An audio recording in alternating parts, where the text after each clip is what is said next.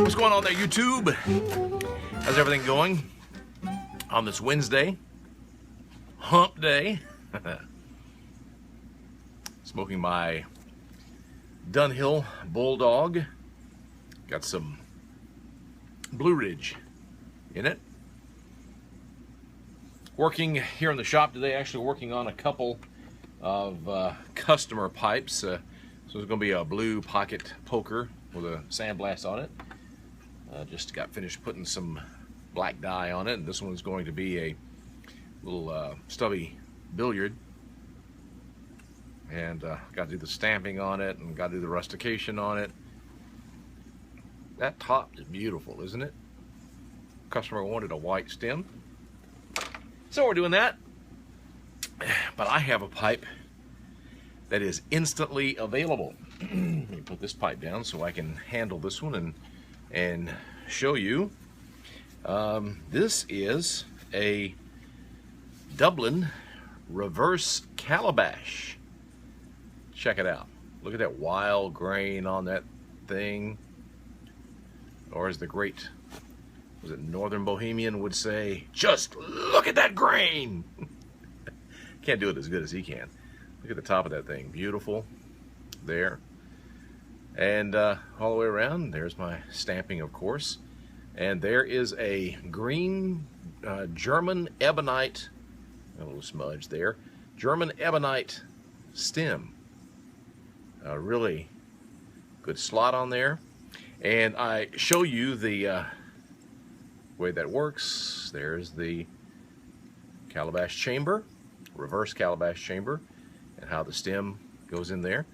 And this one, make sure it's good and tight. This one is available right now. If you'll email me, joe@joecasepipes.com, for more information. The Dublin reverse Calabash.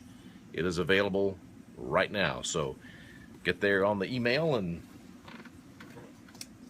send me a note. Say you're interested or you want it or whatever, and we'll be sure to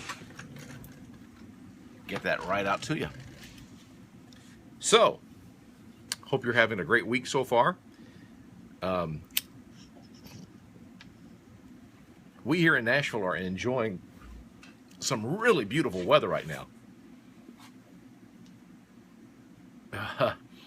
It is like 78 degrees, sunshine. My wife has been upstairs today. She got for Mother's Day from her two daughters, our two daughters. They went together and got our youngest daughter's boyfriend, who's a true handy guy, man. I mean, he's great, and it fits that his name is Andy. Handy Andy. And he's doing things, he's building things. Matter of fact, he did, if you look over here, he did this pallet shelf for me, taking, those pallets and doing things with them. Well, he actually took pallet and made a planter for outdoors for growing herbs and little tomato plants, and they gave it to Pam for Mother's Day. I thought that was a really cool thing. So we're going to be enjoying the fruits of the pallet here before too much longer. The tomato plants just went in today. And I think she planted seeds for all the other herbs and things out there yesterday. So that'll be fun to have all that. I love fresh grown tomatoes. Do you love that? I love fresh grown tomatoes. What's your favorite garden vegetable? Of course, tomatoes are technically fruits, but I love squash, green beans. I remember growing up, my grandparents, who were my daycare, because we lived either on the street or next door to them when I was growing up. And they had this huge garden. They were already just past retirement age, and they passed away back, both of them in the mid-'80s. So you can tell, I was youngster. I was born in '55. I don't mind telling you. I'm not yet 60. I will be in December. I was born in December. So I'm still hanging on to my last 50-something. But they used to have this huge garden in their backyard. Their backyard probably was, just the backyard itself was maybe an acre. And at least half of it he had planted. It was really and truly almost like being on a farm, a vegetable farm kind of thing. And they worked that, and they canned. You know what canning is, where they put them up in the mason jars, and she had the big old pressure cooker and all that stuff. It was incredible. So I grew up on fresh garden raised vegetables, and I loved it. Corn, it brings back great memories. And I really have always wanted to have a garden. I mean, a real till up, plant rows of corn and stuff like that myself. Not going to happen this year, but maybe next year I'll do that. Right now we'll just have the little herb garden up there on our deck. That'll be good enough for a while. But back in my man, this is bringing back great memories, talking about my grandparents. And I can also remember one day, and I played in the yard all the time. And when I was growing up, it wasn't like you had TVs with computers and video games and all that kind of stuff. Dude, we played outside. We played Army. We built forts out there in the field.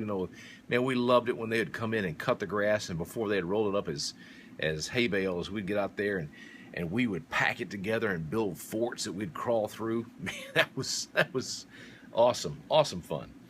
And I remember being out one day playing and coming back in, and I came in the back door, which entered right into the kitchen at my grandmother's house. And I looked over there on the kitchen table, and there was this whole freaking dead hog sitting lying, I guess you would say, on the kitchen table. And my grandmother was proceeding to butcher that thing, and have mercy, we ate on bacon and ham and hog joel. Some of you Southerners may know what I'm talking about there in the southern U.S. But I think that's the jaw area of the pig, the hog. And of course, my grandparents loved pig feet, pigtails. Yes, indeed. And I actually liked them. I mean, once I got past the whole idea of it, they tasted great. And I have to tell you another thing. My grandparents lived almost 90, and they had bacon and ham or something like that every day. I know when I spent the night over there, I would wake up to the smell of bacon every morning. Every morning.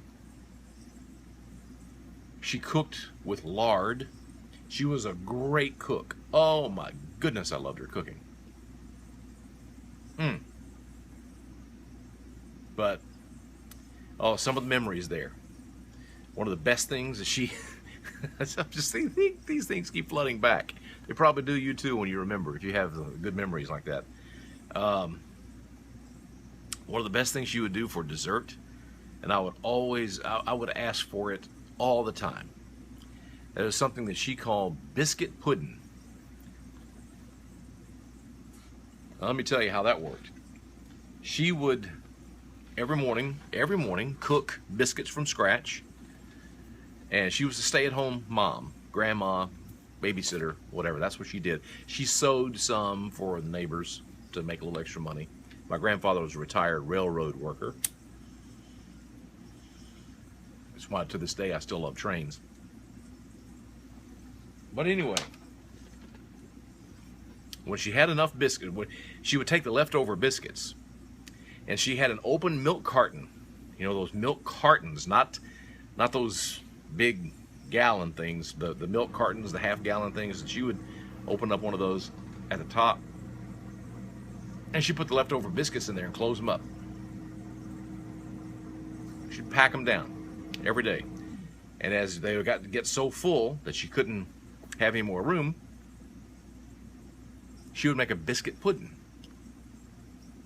Now I know there's more ingredients to it than I'm giving you, but I can remember biscuits and lots of butter and lots of sugar. I'm sure there's probably some vanilla extract and all that kind of stuff in there. But that was it. No raisins and nuts and stuff like that. It was biscuits. And she would take that and she would mash it up with her hands. I think there was some milk involved or whatever. And she had the same pan that she used to make it in. It was about this deep and about this big around. And she would take that and put it in the oven.